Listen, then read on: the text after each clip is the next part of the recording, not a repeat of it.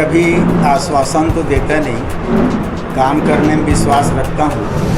चुनाव जीतने के बाद जैसा कि मैंने अभी साथियों से कहा है कि दोनों स्तर पर होता है, केंद्र स्तर पर भी मेडिकल कॉलेज के स्वीकृति होता है और राज्य स्तर पर भी होता है। चुनाव जीतने के बाद आएंगे, लोगों से मिलेंगे, आम जनता से भेंट होगी, आप लोगों से भी भेंट होगी, क्योंकि आम जनता और कार्यकर्ताओं से ज़्यादा तो इलेक्ट्रॉनिक मीडिया, प्रिंट मीडिया के साथियों के पास होती है जानकारियाँ, क्योंकि हर व्यक्ति आता है अपनी समस्या लेके और प्रेस में जाता है या कहीं, तो आप लोगों के माध्यम से भी जानकारी मिलेगी। और मेडिकल कॉलेज के लिए जितना जहाँ जहाँ जो संभव होगा मेहनत करने का राज्य सरकार के पास, केंद्र सरकार के पास, वो मैं पूरे तौर पर कोशिश करूँगा। हमारी सरकार थी अभी माननीय भूपेश बघेल जी के नेतृत्व में, तो इंडस्ट्री के लिए बस्तर में आप सबको मालूम है काफ़ी जगह दिया गया था। इंडस्ट्री खुला नहीं था तो सारी ज़मीन हम लोगों ने वापस लिया और जो ज़मीन के मालिक थे उन सबको वापस किया। इंडस्ट्री आवश्यक भी है बेरोज़गारी दूर करने के लिए, रोज़गार उपलब्ध कराने के लिए। जहाँ जिस चीज़ की जितनी आवश्यकता होगी उसके अनुरूप सबसे चर्चा करके हम लोग काम करेंगे। मैं अभी कह रहा था कि इस प्रकार की चर्चा नहीं करनी चाहिए, एक प्रकार से अफवाह की श्रेणी में आता है। मेरा मानना है कि महासमुंद एक ऐसा बढ़िया क्षेत्र है जहाँ ये हाई प्रोफाइल सीट है, महासमुंद लोकसभा क्षेत्र आपका। मैं बहुत समय से देखते आ रहा हूँ, माननीय विद्याचरण जी शुक्ल रायपुर में रहते थे, लेकिन महासमुंद लोकसभा क्षेत्र के 6 बार सांसद बने। पुरुषोत्तम कौशिक जी भी रायपुर में रहते थे और महासमुंद लोकसभा क्षेत्र के सांसद यहाँ की जनता ने निर्वाचित किया। श्यामाचरण शुक्ल जी भी यहाँ से सांसद रह चुके हैं। आदरणीय अजीत जोगी जी भी रायपुर रहते थे लेकिन यहाँ के सांसद निर्वाचित हुए। तो यहाँ की जनता निर्वाचित करती है बड़े बड़े फिगर को। हालांकि मैं उनके जैसा बड़ा फिगर तो नहीं हूँ, मैं बहुत छोटा कार्यकर्ता हूँ, गांव का रहने वाला हूँ, पर यह अवसर मुझे मिला है महासमुंद लोकसभा क्षेत्र की, धमतरी क्षेत्र की जनता की सेवा करने का। मेरे राष्ट्रीय नेतृत्व ने मुझे अवसर दिया है और यहाँ की जनता का आशीर्वाद मिलेगा तो मैं भरपूर कोशिश करूँगा यहाँ अच्छे से अच्छा रिश्ता बना सकूँ, सबसे मिलजुल सकूँ, आपस में भाईचारा समरसता का वातावरण बना सकूँ, सबको सुख शांति मिले, ये मेरा पूरा प्रयास रहेगा। नहीं, ऐसा बात नहीं रहता। देखिए, सामान्य सीट में SC ST को भी लड़ा दिया जाता है, तो ऐसी कोई बात नहीं है कि इसको OBC सीट माना जाए, ऐसा कोई बात नहीं। चुनाव मुद्दे तो जो केंद्र की वर्तमान जो सरकार है उनने 10 साल में जो काम किया है उसमें जो जनहित में जो काम उन्होंने नहीं किया, केंद्रीय एजेंसियों का जो दुरुपयोग हुआ है, जनता से किए गए वादे को पूरा नहीं किया गया, ये हमारा एक बड़ा बात होगा। जैसे आप जानते हैं केंद्र की वर्तमान सरकार शुरू 10 साल पहले जब वो चुनाव मैदान में आए तो उन्होंने कहा था कि हर व्यक्ति के खाते में 15 लाख रुपये डालेंगे, कहीं पर भी कोई बात आई नहीं। हर वर्ष 2 करोड़ युवाओं को रोज़गार देंगे, कहीं पर कोई 10 साल में वो बात आई नहीं। इतने सारे वायदे उन्होंने किए थे 10 साल के, उसका हमारा इशू होगा।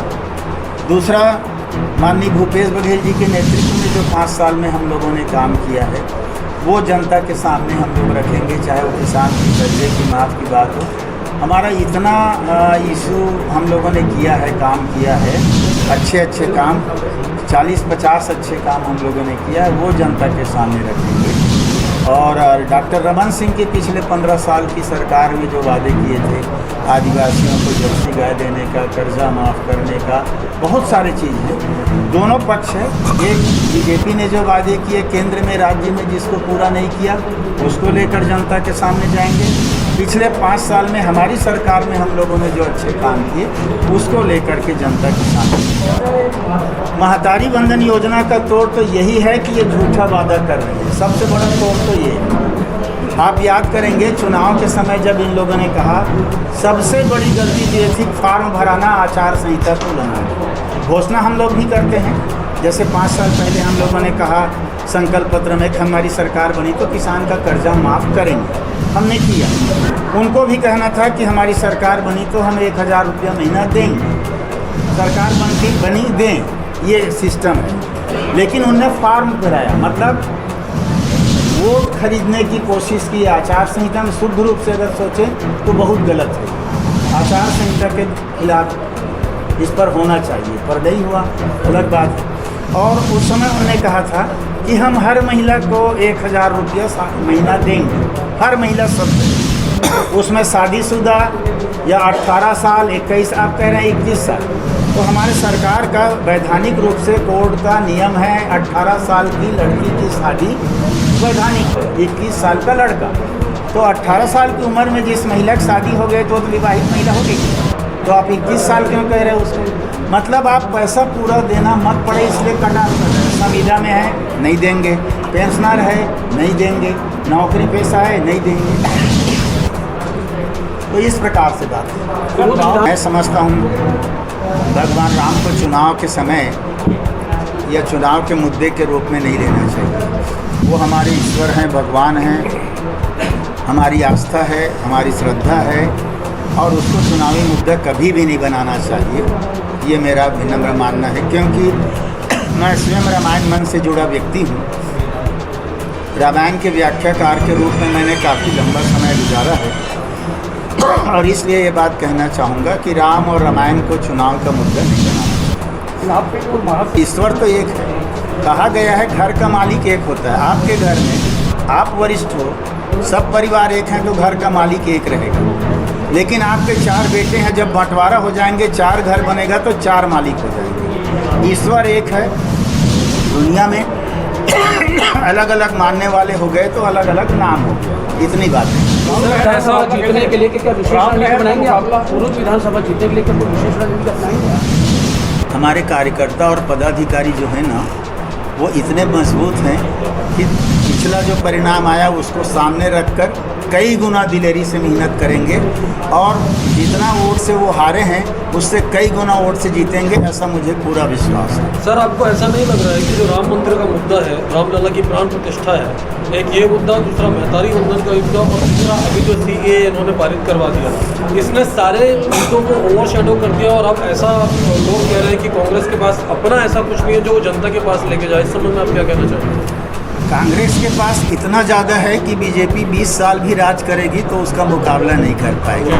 इतना ज़्यादा काम कांग्रेस का है। जैसे कहते हैं 70-75 साल में आपने क्या किया। मैं 10 लाइन की बजाय एक लाइन पे उत्तर देना चाहूँगा। 70-75 साल में कांग्रेस ने क्या किया, ये कहते हैं। जिस अस्पताल में नरेंद्र मोदी जी और डॉक्टर रमन सिंह पैदा हुए हैं, उस अस्पताल को कांग्रेस ने बनवाया, ठीक है।